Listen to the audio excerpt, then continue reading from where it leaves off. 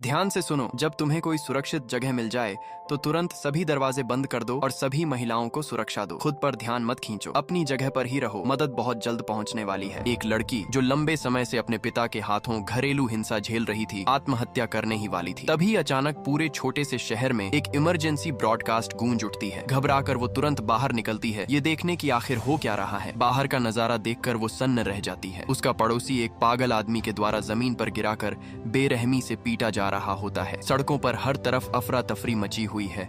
लोग जान बचाने के लिए भाग रहे हैं। अभी वो कुछ समझ ही नहीं पाती कि तभी उसकी नजर एक औरत पर पड़ती है जिसके मुंह से खून बह रहा होता है और वो उसे घूर रही होती है। अगले ही पल वो औरत भी पागलों की तरह उसकी तरफ झपट पड़ती है। लड़की डर के मारे जड़ हो जाती है, लेकिन ठीक उसी समय उसका पिता उसे खींचकर घर के अंदर ले आता है। वो जल्दी से उसे पकड़कर बेसमेंट में छुपाने की कोशिश करता है, लेकिन तभी पिता को कुछ अजीब महसूस होता है। वो घबराकर दूर की तरफ देखता है और तभी अचानक वही औरत खिड़की का शीशा तोड़कर अंदर घुस आती है। अंदर आते ही वो गुस्से से दोनों को घूरती है और फिर दोबारा उन पर हमला कर देती है। पिता मजबूर होकर उससे भिड़ जाता है। उसकी बेतहाशा झूलती हुई बाहों को पकड़कर रोकने की कोशिश करता है, लेकिन वो औरत अचानक उसे काट लेती है। दर्द से कराहते हुए आदमी अब और नहीं सह पाता और पास पड़ा कांच का टुकड़ा उठाकर उस पर वार कर देता है। फिर भी वो औरत रुकती नहीं, मानो उसे कोई दर्द ही महसूस नहीं हो रहा हो। आखिरकार मजबूरी में वो उसकी आंख में कांच घोंप देता है। इस बार जाकर वो औरत पूरी तरह शांत हो जाती है, लेकिन ये सब देखकर लड़की बुरी तरह टूट जाती है। उसे लगता है कि उसके पिता ने किसी को मार डाला है और पहले से ही उससे डरी हुई लड़की पूरी तरह से घबरा जाती है। वो उसकी आवाज सुने बिना ही घर से बाहर भाग जाती है, बिना ये जाने कि बाहर की दुनिया अब और भी ज्यादा खतरनाक हो चुकी है। आज हम बात कर रहे हैं 2026 की एक नई zombie film this is not a drill की। अब बाहर की हालत पूरी तरह बेकाबू हो चुकी है। हर तरफ वैसे ही पागल लोग घूम रहे हैं। लड़की को समझ आ जाता है कि कुछ बहुत गलत हो रहा है और वो भागने लगती है, लेकिन एक संक्रमित इंसान उसे देख लेता है और उसके पीछे पड़ जाता है। पीछे से आती डरावनी चीखें सुनकर वो और तेज भागती है और सड़क किनारे एक घर में छुपने की कोशिश करती है, लेकिन दरवाजा पहले से बंद होता है। कोई रास्ता न देखकर वो पास की बाढ़ कूदने की कोशिश करती है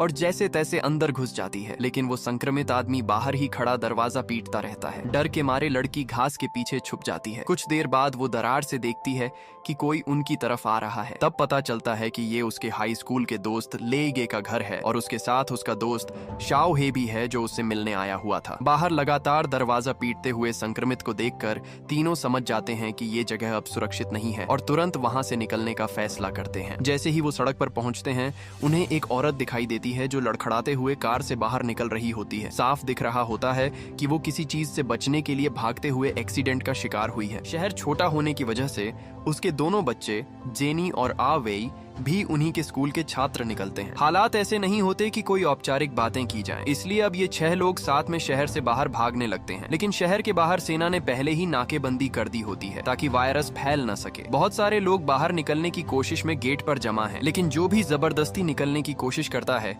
उसे गोली मार दी जाती है। ये देखकर सब समझ जाते हैं कि यहाँ रुकना बहुत खतरनाक है, लेकिन फिर भी उम्मीद रहती है कि शायद हालात बदल जाएं। इसीलिए वो पास ही एक खाली पड़े घर में अस्थायी रूप से रुकने का फैसला करते हैं। जैसे ही औरत लाइट जलाती है, दूसरा व्यक्ति उसे रोकता है, कहता है कि रोशनी से संक्रमित लोग आकर्षित हो सकते हैं। औरत जवाब देती है कि उसका जोर से चिल्लाना उससे भी ज्यादा खतरनाक हो सकता है। दोनों की बात में दम होता है, इसलिए सब चुपचाप अंधेरे में इंतजार करने लगते हैं। लेकिन कुछ देर बाद दरवाजे के बाहर आवाजें आने लगती हैं और फिर शीशा टूटने की आवाज गूंजती है। खुशकिस्मती से उन्होंने पहले ही भागने का रास्ता सोच रखा होता है और वो दूसरी मंजिल की खिड़की से कूदकर वहां से निकल जाते हैं। लेकिन शहर के ज्यादातर घर सुरक्षित नहीं होते और भागने के बाद भी उनके पास कहीं जाने की जगह नहीं होती। तभी शाओ हे को एक आइडिया आता है। उनका हाई स्कूल सबसे सुरक्षित जगह हो सकता है। स्कूल खाली है, पहली मंजिल पर मजबूत लोहे की ग्रिल लगी है और बाहर पूरा मैदान तार की बाड़ से घिरा हुआ है। दोहरी सुरक्षा के चलते वो जगह काफी सुरक्षित लगती है। ये सोचकर वो तुरंत वहां जाने निकलते हैं, लेकिन रास्ते में उन्हें ज़ॉम्बी का झुंड मिल जाता है। बच्चों को बचाने के लिए वो औरत पीछे रुक जाती है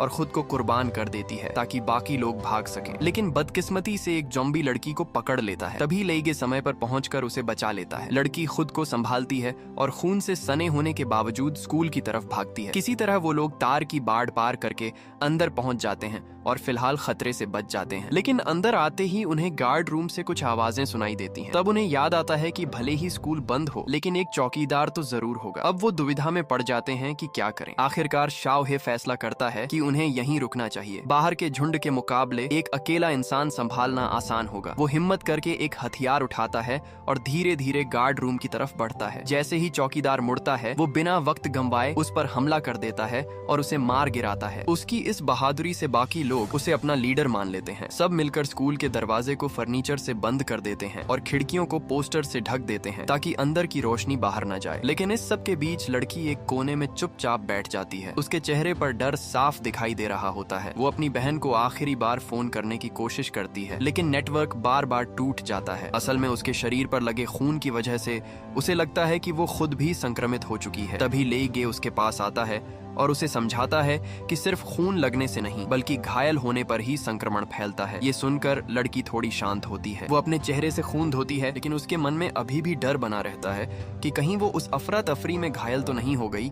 इस अचानक आई आपदा ने उसके मन से आत्महत्या करने का ख्याल पूरी तरह खत्म कर दिया। जब उसे पता चला कि जेनी को कुछ कपड़े मिल गए हैं, तो वो तुरंत नहाने का बहाना बनाकर बाथरूम में चला गया। अच्छे से जांच करने के बाद उसे राहत मिली कि उसके शरीर पर सिर्फ हल्की खरोंचें हैं, कोई गंभीर घाव नहीं है। अब जाकर उसे पूरी तरह सुकून मिला। उधर बाकी लोगों ने जब पूरे स्कूल की तलाशी ली तो उन्हें हैरानी के साथ खुशी भी हुई। यहाँ पानी की सप्लाई अभी भी चालू थी और खाने पीने का इतना सामान था कि वो आराम से 1 महीने से ज्यादा जिंदा रह सकते थे। यानी वे यहाँ सुरक्षित रहकर आराम से रेस्क्यू का इंतजार कर सकते थे। लेकिन शाओहे, छोटा काला, इस बात से पूरी तरह सहमत नहीं था। उसका मानना था कि अगर ये आपदा पूरी दुनिया में फैली हुई है तो हो सकता है कि सामान खत्म होने तक भी कोई मदद न आए। इसलिए सब लोग एक तरफ रेडियो और ब्रॉडकास्ट पर नजर रखते और दूसरी तरफ बाहर की गतिविधियों पर भी ध्यान देते, ताकि किसी खतरे का अंदाजा पहले ही हो जाए। इसी तरह कुछ दिन शांति से बीत जाते हैं। फिर एक दिन अचानक बाहर जोरदार धमाका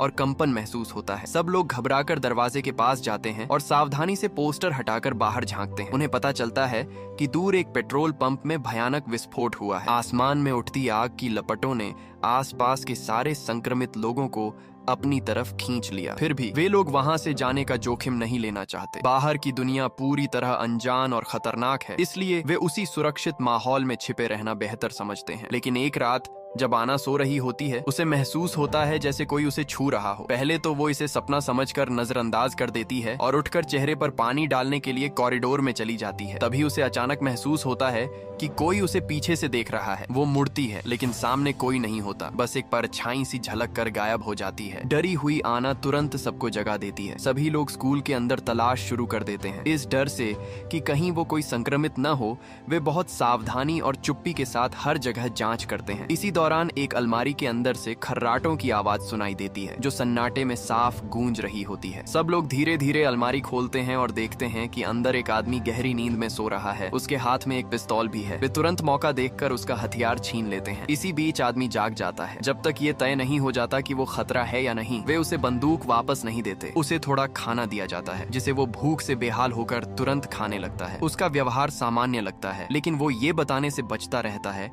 कि वो यहाँ अंदर आया कैसे। ये बात सभी को शक में डाल देती है और ये भी साफ हो जाता है कि स्कूल की सुरक्षा में कहीं ना कहीं खामी है। अगर वो अंदर आ सकता है तो संक्रमित भी आ सकते हैं। आना को तो और भी ज्यादा शक होता है। आदमी अपना नाम लाओ माँ बताता है और कहता है कि वो अभी अभी यहाँ आया है और डर के कारण सामने नहीं आया। लेकिन आना को लगता है कि वही व्यक्ति पहले उसे छू रहा था, मतलब वो उनसे पहले ही यहाँ छिपकर रह रहा था और उन पर नजर रख रहा था। हालांकि ये सिर्फ उसका शक था, लेकिन शाओहे भी उस पर भरोसा नहीं करता। खाना खाने के बाद वो बहाने से लाओ माँ को बाथरूम ले जाता है और जब वो नहा रहा होता है तो चुपके से उसकी जांच करता है। उधर आवेई भी आना की बात से सहमत होता है। उसे भी वो आदमी संदिग्ध लगता है, लेकिन लेईगे और जेनी का मानना है कि बिना पक्के सबूत के किसी पर शक करना सही नहीं है। इसी बहस के बीच शाओहे घबराया हुआ वापस आता है और बताता है कि उसने लाओ माँ के हाथ पर काटने का निशान देखा है। ये सुनकर लेईगे तुरंत उसे बंदूक थमा देता है, लेकिन फिर भी कहता है कि पक्का यकीन कर लो, कहीं ऐसा ना हो कि एक निर्दोष इंसान मारा जाए। तभी लाओ माँ नहाकर वापस आ जाता है। शाओहे तुरंत उस पर बंदूक तान देता है। लेईगे उससे कहता है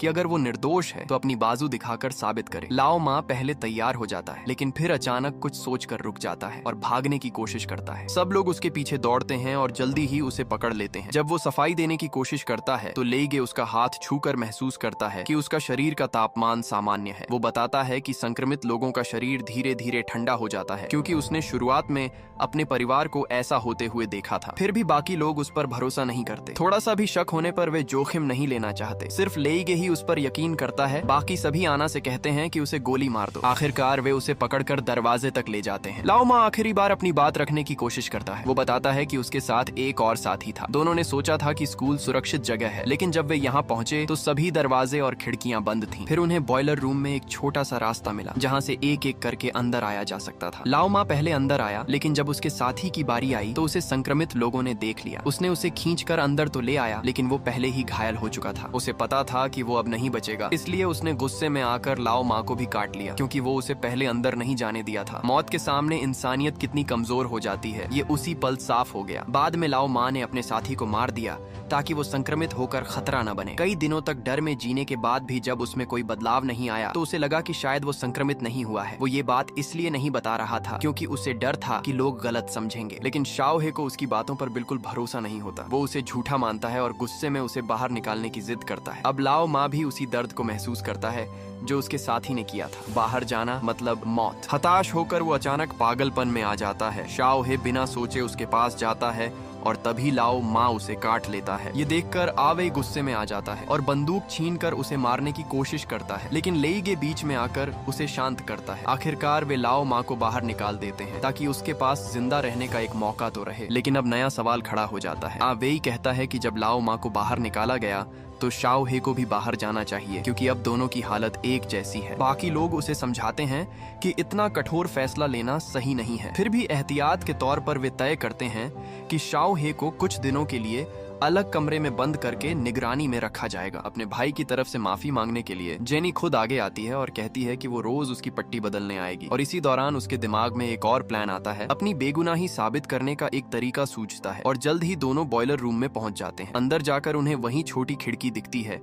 और जमीन पर एक ऐसी लाश पड़ी होती है जो अभी पूरी तरह से संक्रमित होकर बदली नहीं थी। इससे साफ हो जाता है कि लाओ मा ने जो कहा था वो सच था। जब ये तय हो जाता है कि उनका साथी संक्रमित नहीं हुआ था, तब लेइगे एक और चौंकाने वाली खबर बताता है। सरकार ने रेडियो के जरिए एक नए सेफ जोन, सुरक्षित शरण स्थल का ऐलान किया है, जहां सभी बचे हुए लोग जाकर शरण ले सकते हैं। लेकिन समस्या ये है कि वो जगह शहर के अंदर काफी दूर है। आवेई का मानना होता है कि उन्हें यहीं रुकना चाहिए, क्योंकि फिलहाल ये जगह सुरक्षित है। लेकिन शाओहे और जेनी कहते हैं कि उन्हें यहाँ से निकलना ही होगा, क्योंकि स्कूल का सामान ज्यादा दिन तक नहीं चलेगा। बहस फिर से शुरू हो जाती है। इन सब झगड़ों से परेशान होकर आना थोड़ी देर के लिए बाहर हवा लेने निकलती है, लेकिन तभी वो देखती है कि कॉरिडोर में एक आदमी पड़ा हुआ है। वो लाओ मा होता है, जो कहीं जाने की जगह न मिलने पर वापस यहाँ आ गया था। ये देखकर आना घबरा जाती है और तुरंत सबको बुलाने भागती है। जब सब लोग उसकी हालत देखते हैं तो जेनी को उस पर दया आ जाती है और वो उसकी मदद करने आगे बढ़ती है। लेकिन इस बार लाओ मा सच में संक्रमित हो चुका होता है। लेइगे सबसे पहले ये बात नोटिस करता है। जमीन पर खून फैला होता है और इस बार उसके बाएं हाथ पर भी काटने का निशान होता है। वो तुरंत चिल्लाकर जेनी को पीछे हटने को कहता है,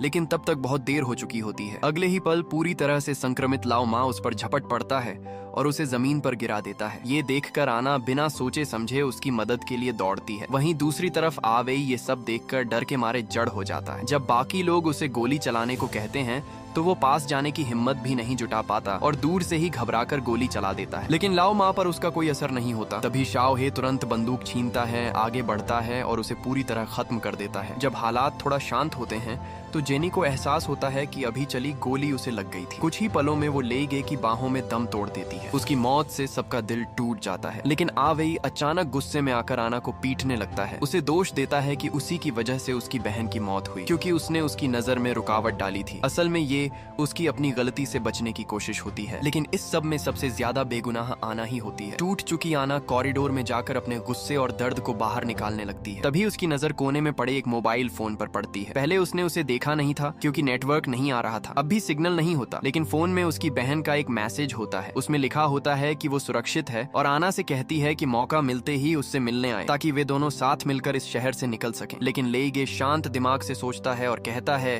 कि ये मैसेज आपदा की शुरुआत शुरुआत में भेजा गया होगा। अब वहाँ की हालत पूरी तरह बदल चुकी हो सकती है। फिर भी आना कहती है कि उसकी बहन का घर उसी रास्ते में पड़ता है जो सेफ जोन की तरफ जाता है, तो क्यों ना रास्ते में जाकर देख लिया जाए। आखिरकार दोनों उसकी बात मान लेते हैं और सामान पैक करने लगते हैं। लेकिन आ वेई कमरे में छिपा रहता है और बाहर नहीं आता। आना उसे देखने जाती है। वो कुछ कह पाती उससे पहले ही आ वेई माफी मांगने लगता है। वो मानता है कि उसकी कमजोरी की वजह से उसकी बहन की मौत हुई। बाहर से शांत दिखने वाला आ वेई अंदर से पूरी तरह टूट चुका होता है। माफी मांगने के बाद वो खुद को गोली मारकर अपनी जिंदगी खत्म कर देता है। अब टीम में सिर्फ 3 लोग ही बचते हैं। सामान लेकर तीनों हिम्मत जुटाकर बाहर निकलते हैं। बाहर चारों तरफ अजीब सा सन्नाटा होता है। जब वे सड़क पर पहुंचते हैं तो देखते हैं कि सारे संक्रमित लोग जमीन पर गिरे पड़े हैं। लेकिन जैसे ही वे आगे बढ़ने की कोशिश करते हैं, आवाज सुनकर वो सभी दोबारा उठने लगते हैं। आना तुरंत बंदूक निकालती है, लेकिन पता चलता है कि उसमें गोलियां खत्म हो चुकी हैं। अब उनके पास भागने के अलावा कोई रास्ता नहीं होता। वे भागते हुए एक कार का अलार्म बजा देते हैं, जिससे सारे संक्रमित उस तरफ खिंच जाते हैं और वे मौका पाकर वहां से निकल जाते हैं। लेकिन आगे की सड़क पर भी संक्रमितों की भीड़ होती है। तब शाओहे पास के एक घर में घुसने का फैसला करता है ताकि साइड से निकल सके। लेकिन जैसे ही वो दरवाजा खोलते हैं, अंदर अलार्म बज उठता है। वे जल्दी से अलार्म तोड़ देते हैं, लेकिन तब तक आसपास के सारे संक्रमित वहां आ जाते हैं। हालात बिगड़ते देख शाओहे फैसला करता है कि वो खुद उन्हें भटकाएगा ताकि बाकी दोनों सुरक्षित निकल सके। वो कहता है कि वे लोग आना की बहन के घर पर मिलेंगे, और इतना कहकर वो बाहर निकलकर जोर जोर से चिल्लाते हुए दूसरी दिशा में भाग जाता है। सारे संक्रमित उसके पीछे लग जाते हैं। आना और लेई के बिना रुके आगे बढ़ते हैं और आखिरकार उसकी बहन के घर पहुंच जाते हैं। वहां देखते हैं कि सारे दरवाजे और खिड़कियां लकड़ी से बंद किए गए हैं। जांच करने पर उन्हें पता चलता है कि दूसरी मंजिल की खिड़की खुली है। वे बाहर रखी लकड़ी की मदद से ऊपर चढ़ते हैं और अंदर घुसते हैं। फिर दोनों अलग अलग होकर घर में तलाश शुरू करते हैं। लेकिन कुछ ही देर में आना को सच्चाई पता चल जाती है। उसकी बहन भी संक्रमित हो चुकी होती है। जैसे ही वो उसे देखती है, उसकी बहन उस पर हमला कर देती है। आना के लिए ये पल बेहद दर्दनाक होता है, लेकिन अपनी जान बचाने के लिए उसे मजबूरी में खुद अपनी बहन को मारना पड़ता है। यहीं पर कहानी लगभग खत्म हो जाती है। उन्हें शाओहे का कहीं पता नहीं चलता। कुछ दिनों बाद आना और लेइगे मजबूरी में गाड़ी लेकर उस अनजान सेफ जोन की तरफ निकल पड़ते हैं, जिसका जिक्र रेडियो पर किया गया था। इस कहानी का असली मकसद सिर्फ ज़ॉम्बी का डर दिखाना नहीं है, बल्कि एक बंद जगह में फंसे इंसानों के बीच उभरती असली इंसानियत और कभी कभी उससे भी ज्यादा खतरनाक स्वार्थ को दिखाना है। साथ ही ये आना के उस बदलाव को भी दिखाती है, जहां वो शुरुआत में अपनी जिंदगी खत्म करना चाहती थी, लेकिन आखिर में जीने के लिए हर संभव कोशिश करती है। ये कहानी हमें सिखाती है कि जिंदगी कितनी भी मुश्किल क्यों ना हो, जिंदा रहना ही सबसे बड़ा साहस और हर दर्द के खिलाफ सबसे मजबूत जवाब है।